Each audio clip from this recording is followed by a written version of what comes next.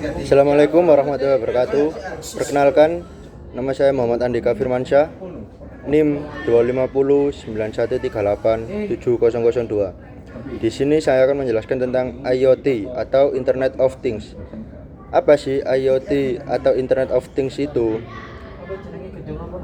IoT sendiri adalah kerangka kerja yang menggambarkan bagaimana perangkat fisik, jaringan komunikasi, sistem pemrosesan data, hingga aplikasi pengguna saling terhubung dalam satu sistem terintegrasi.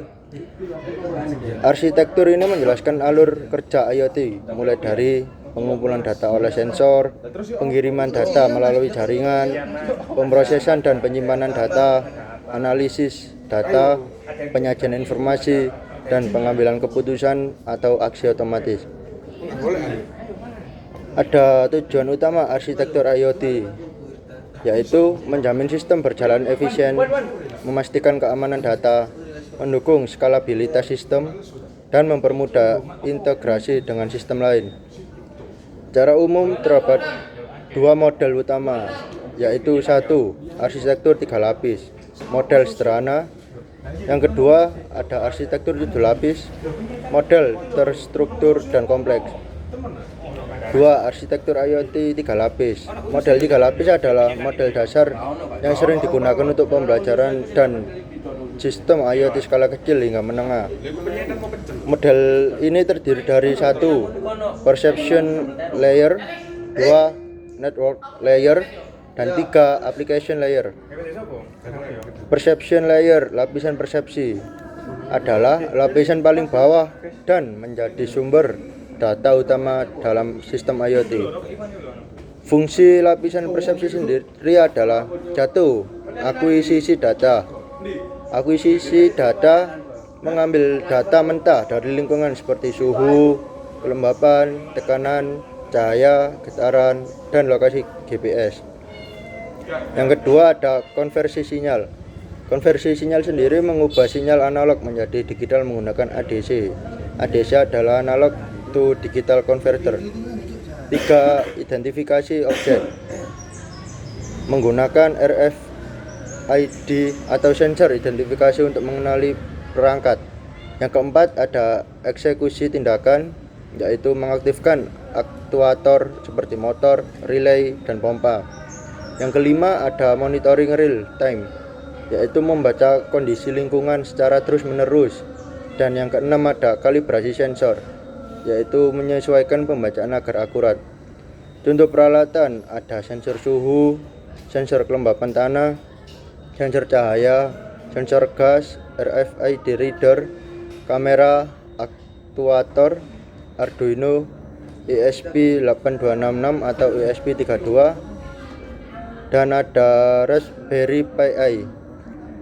Lapisan ini dapat dianalogikan sebagai indera manusia. Dan yang kedua ada network layer, lapisan jaringan. Lapisan ini berfungsi mengirim data dari perangkat ke server atau cloud. Fungsinya yaitu satu, transmisi data, yaitu mengirimkan data dari sensor ke pusat pemrosesan. Yang kedua ada routing dan addressing, yaitu menentukan jalur pengiriman data. Yang ketiga ada manajemen protokol, yaitu mengatur komunikasi menggunakan MQTT, HTTP, TCP atau IP. Dan yang keempat ada keamanan komunikasi, yaitu enkripsi data dan autentikasi perangkat. Yang kelima ada manajemen bandwidth, yaitu mengatur penggunaan jaringan. Dan yang enam ada reconnection otomatis, yaitu menghubungkan kembali perangkat jika jaringan terputus. Contoh peralatan ada modul WiFi, modul GSM atau 4G, ada LoRa modul, Bluetooth, router, gateway IoT, access point, dan switch jaringan. Lapisan ini dapat dianalogikan sebagai sistem saraf. Dan juga ada application layer, lapisan aplikasi. Lapisan ini berinteraksi langsung dengan pengguna. Fungsi dari application layer sendiri yaitu satu, visualisasi data, menampilkan grafik tabel dashboard. Yang kedua ada analisis dasar, menghitung rata-rata, tren, dan threshold. Yang ketiga ada pengambilan keputusan otomatis. Contoh, suhu tinggi, kipas nyala. Dan yang keempat ada notifikasi dan alarm, mengirim SMS, email, atau notifikasi aplikasi. Dan yang kelima ada manajemen pengguna, mengatur hak akses. Contoh, dashboard web, aplikasi Android atau iOS, platform Blink, sistem smart home, monitoring pertanian. Lapisan ini dapat dianalogikan sebagai otak manusia. Dan ada juga karakteristik arsitektur 3 lapis. Sederhana, biaya rendah, cocok untuk sistem kecil, pemrosesan data belum dipindah detail, tidak ada edge computing khusus. Dan yang ketiga ada arsitektur IoT 7 lapis. Model 7 lapis lebih kompleks dan sering dikaitkan dengan referensi dari Cisco untuk sistem IoT skala industri dan enterprise. Model ini terdiri dari 7 lapisan. 1. Physical device atau controllers. Fungsinya yaitu menghasilkan data mentah, mengontrol mesin fisik, mengatur frekuensi pembacaan dan data, dan manajemen daya perangkat. Contoh, sensor industri, PLC, Arduino, kamera industri, dan aktuator mesin produksi. Dan juga yang kedua ada connectivity. Fungsinya yaitu menghubungkan perangkat ke jaringan, autentikasi perangkat, enkripsi komunikasi, dan manajemen gateway. Contohnya yaitu gateway IoT, router industri, model 5G, switch jaringan. Yang ketiga ada edge computing. Lapisan ini tidak ada pada model 3 lapis.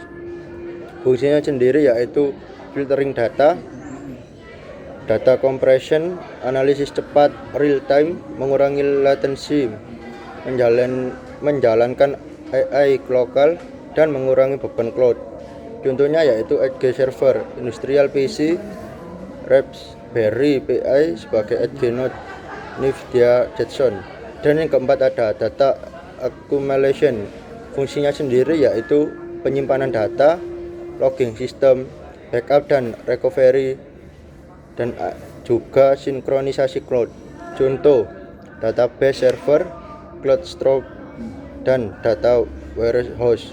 Yang kelima ada data abstraction. Fungsinya yaitu normalisasi data, analisis statik, dan pembuatan API. Contohnya yaitu server analitik, platform big data, dan sistem AI. Dan yang keenam ada application, berfungsi sebagai dashboard interaktif, monitoring performa, dan kontrol jarak jauh. Contoh, web dashboard, mobile app, SCADA system. Dan yang ketujuh ada collaboration dan processes. Lapisan tertinggi dan paling strategis.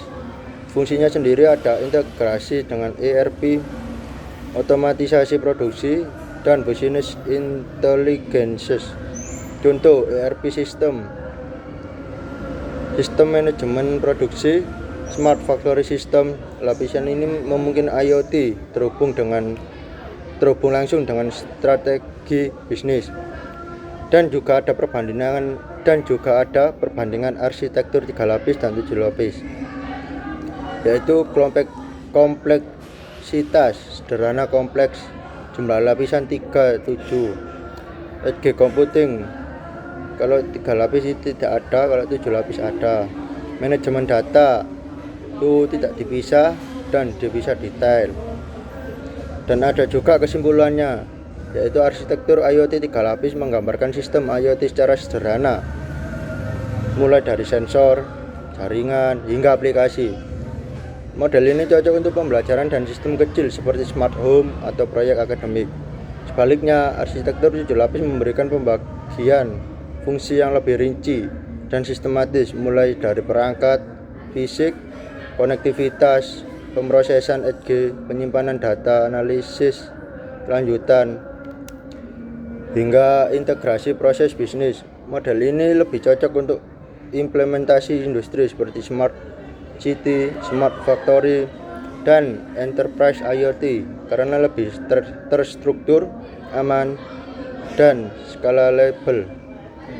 Sekian penjelasan IoT dari saya. Kalau ada salah kata mohon maaf. Wassalamualaikum warahmatullahi wabarakatuh.